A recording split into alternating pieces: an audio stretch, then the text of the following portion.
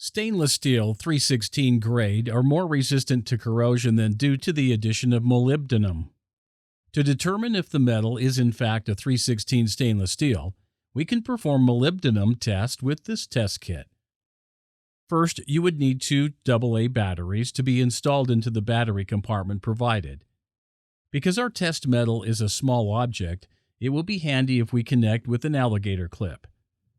I attach an alligator clip to the red wire lead and other side to the test metal. Now make sure to shake well before use. I place a drop of chemical onto a flat and waterproof surface. Now please take note, you may also drop directly to the metal if your object is flat and big enough. Next, connect the negative wire to the chemical.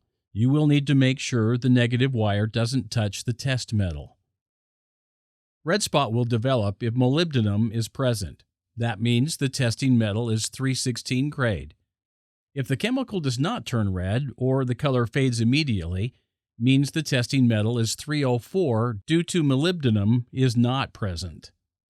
Thank you for watching this video. You may find the link to purchase from the video description.